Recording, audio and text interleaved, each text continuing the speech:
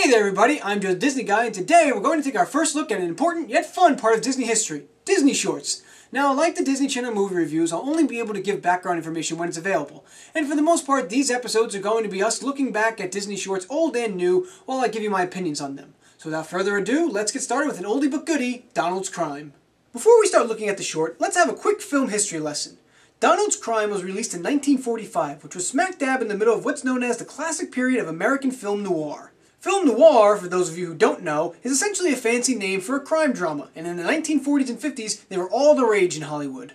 By the time Donald's Crime was released, noir classics such as The Maltese Falcon, Murder My Sweet, and a personal favorite of mine, Double Indemnity, had all been hits with critics and audiences alike. So what does all this have to do with the Disney short?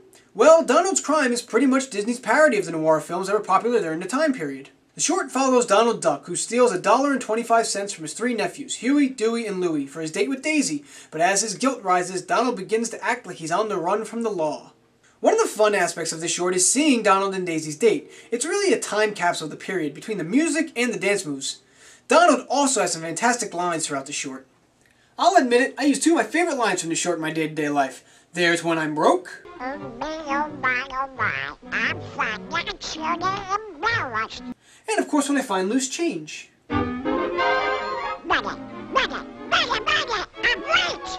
And along those lines, this short really shows the quintessential Donald Duck. He's over the top, unpredictable, and just fun to watch, especially when he decides he's on the run. I also like seeing Donald's character in this short. He wasn't just some crazy, angry duck for once. In fact, Donald doesn't have an angry blow-up at all, but instead replaces that with different emotions, each still being represented to the max. Yes, Donald can be selfish, which we see when he steals his nephew's money, but with the guilt he displays for the rest of the short and how hard he works to earn the money back for the boys, we see that Donald really is a good guy. Even if he is a little misguided from time to time.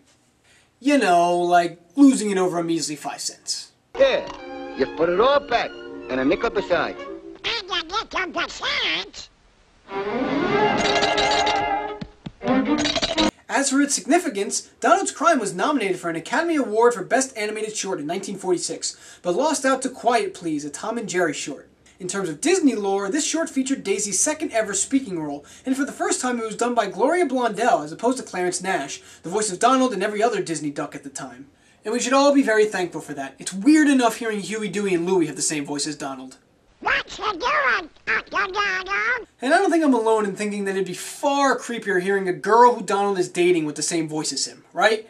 Overall, I really love this short because I am a fan of the 40s noir films and I love Donald Duck, so really this is the perfect blend for me. Even if you're not familiar with film noir though, you should still check out Donald's Crime. It's fun, it's classic, and it's Donald Duck just being his crazy self.